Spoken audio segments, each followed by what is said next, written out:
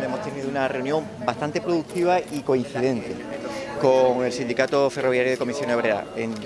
Bastante productiva y coincidente porque estamos ante una oportunidad en Huelva de hacer una planificación sensata y ordenada del ferrocarril, vinculándolo a una oportunidad de vertebración territorial y a una eficiencia en los recursos públicos. Se anuncia una vez más 1.100 millones de euros. Llevamos 20 años anunciando permanentemente la llegada del AVE a Huelva. Y tenemos una alternativa de modelo ferroviario sostenido, el modelo público más ecológico sin lugar a dudas, vertebrador del territorio y con una amplia posibilidad de desarrollo no solo en la línea Sevilla-Huelva, sino también en la de Huelva-Zafra, revitalizarla e iniciar los trámites para obras a Ayamonte y Faro. ¿Cómo hacerla? Pues frente a esos 1.100 millones de euros que dice que se pueden utilizar para hacer el AVE, planteamos una inversión que sobre esas tres líneas, con una velocidad, un modelo de velocidad alta que supone una reducción del tiempo de traslado, ahora mismo la hora 43 minutos que hay de Huelva a Sevilla, absolutamente del siglo XIX, con una reducción del tiempo, con una garantía de paradas en las estaciones en las que ahora mismo se hace y con las nuevas infraestructuras que actualicen la Huelva-Zafra y la nueva de Huelva-Faro, estaríamos hablando de una inversión con el mismo coste, como mucho, que el que anuncian.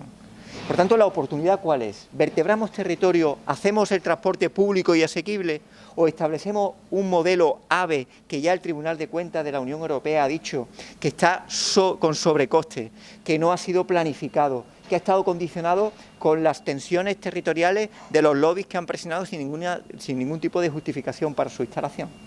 Y ese es el debate que tenemos en Huelva, la oportunidad de hacer con la mitad del presupuesto una línea ferroviaria de velocidad alta, no de alta velocidad, de velocidad alta en términos técnicos, que supone una reducción del tiempo de llegada a Sevilla que nos permite vertebrar la provincia.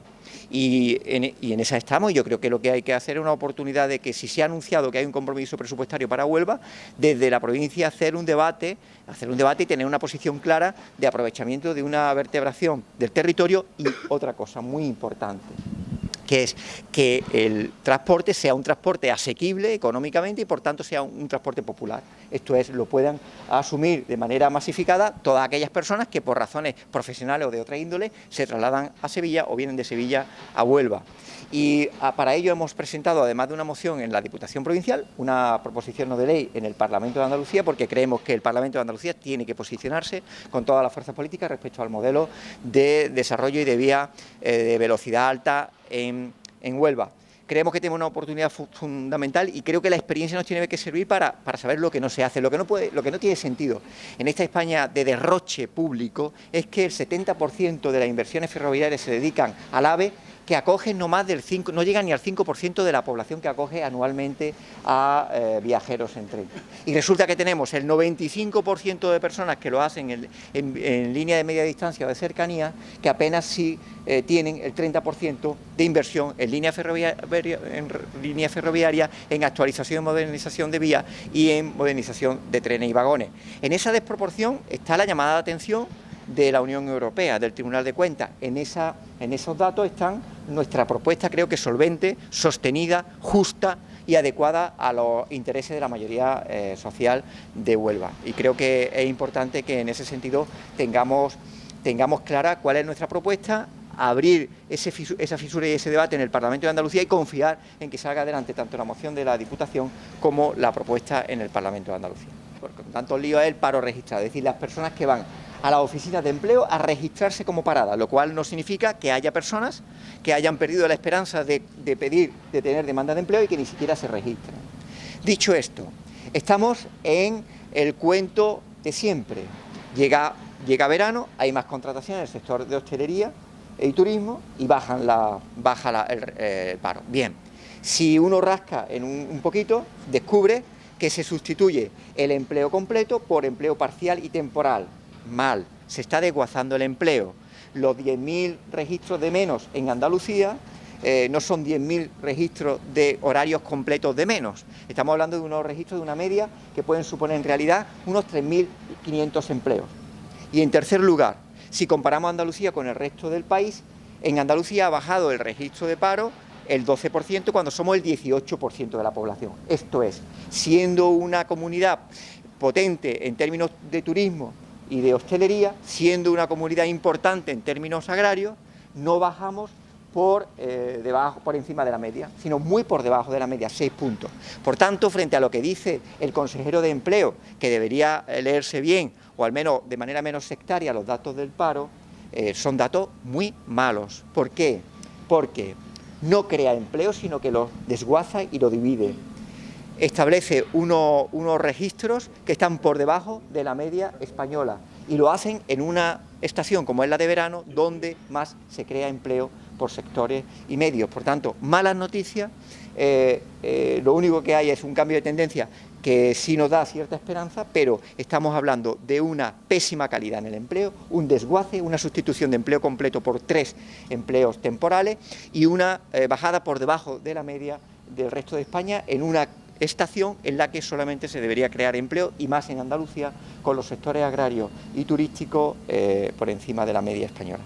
Bueno, lo que me llama la atención de esa encuesta es que no aparece Izquierda Unida. Por tanto, una encuesta que no aparece Izquierda Unida, que no tiene en cuenta el voto, apoyo, referencia de Izquierda Unida, la valoración de sus líderes, etcétera, pues como quiera no voy a hacer valoración porque nos parece que es absolutamente incompleta.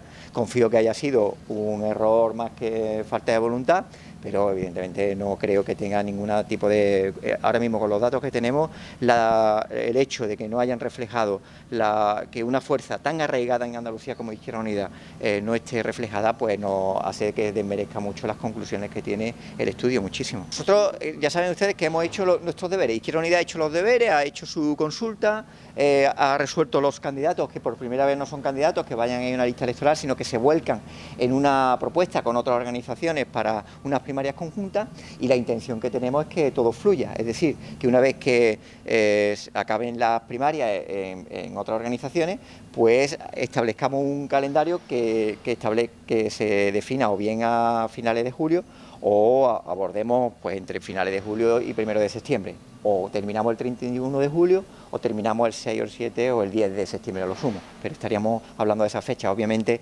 agosto no lo vamos a dejar para sosiego y descanso, que nos lo merecemos todas y todos, y ustedes más que yo, sin lugar a dudas. La Consejería de Hacienda está invocando, está apelando a través de una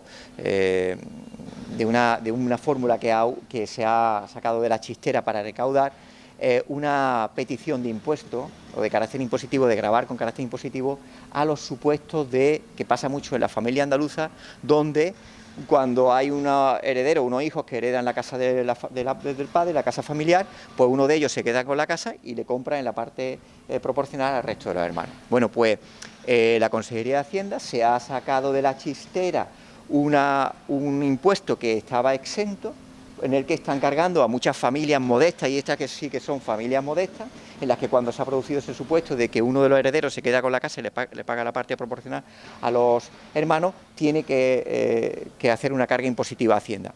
Nos parece un despropósito. ¿Por qué? Y esto es lo grave.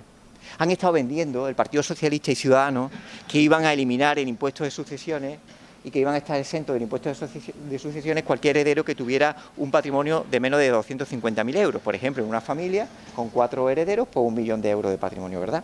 Y decían que han estado exentos. ¿Qué es lo que ha pasado?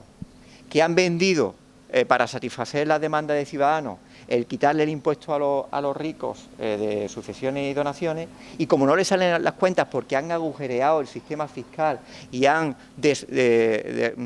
echado a perder 600 millones de euros de recaudación cuando finalice la legislatura, se inventan esta fórmula, y esta sí es una fórmula que ataca a las familias más modestas de Andalucía. Esa es la política fiscal de Ciudadanos y el Partido Socialista. No tienen vergüenza fiscal.